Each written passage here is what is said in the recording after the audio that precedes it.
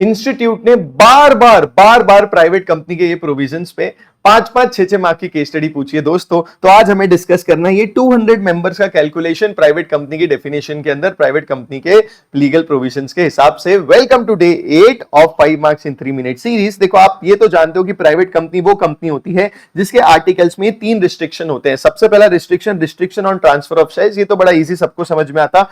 दूसरा, limited number of members, मतलब 200 से ज्यादा ये कोई भी प्राइवेट कंपनी अपने मेंबर्स नहीं रख सकती एक्सेप्ट ओपीसी ऑब्वियसली। और पब्लिक इन्विटेशन, पब्लिक से पैसा नहीं उठा सकती। इसमें सबसे इंपॉर्टेंट आता है ये सेकंड वाला पॉइंट। सेकंड वाला पॉइंट बोलता है कि सर ये 200 का जब आप कैलकुलेट कर रहे हो ना, तो ये 200 के कैलकुलेशन में कुछ लोगों को काउंट मत करना। तो इन्होंने बोला काउंट कौन होंगे, तो नॉर्मल शेयर होल्डर्स होंगे, बट आपको काउंट नहीं करना है जो कंपनी के एम्प्लॉइज है। जो कंपनी के क्या है, एम्प्लॉइज है, holding shares while in the employment. मैं फॉर एग्जांपल एक कंपनी का एम्प्लॉय हूं, तो वो कंपनी के मेंबर्स में इन कैलकुलेशन ऑफ 200 अगर प्राइवेट कंपनी का कैलकुलेशन करना है तो मैं काउंट नहीं होऊंगा अगर मैं एम्प्लॉय हूं और शेयर्स भी hold. Obviously sir, share hold करोगे तभी तो मेंबर्स का काउंटिंग में आपकी लाइन लगेगी ना।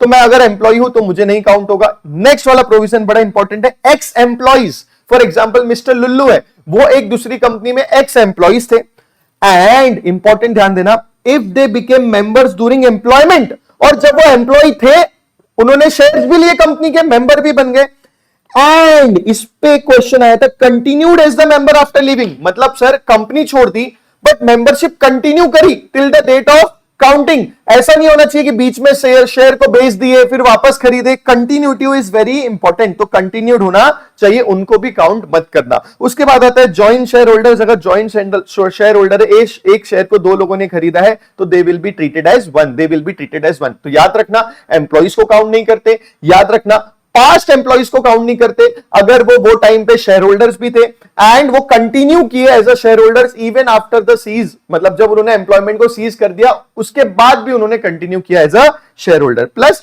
Prohibition on public invitation, definitely a private company cannot invite public to subscribe for their security. Special note इसमें यह है कि स्मॉल कंपनी हमेशा जनरली प्राइवेट कंपनी होगी और ओपीसी भी प्राइवेट कंपनी ही होगी। क्लियर है जी। इसके बाद कुछ एग्जाम में क्वेश्चन बोले मैक्सिमम नंबर, तो हम बोलेंगे 200 excluding employees, excluding ex employees. Continued, ये वर्ड याद रखना, they has to be continue to be the member. बीच में अगर शेयर बेच के वापस खरीदेंगे तो फिर उनको काउंट करना पड़ेगा।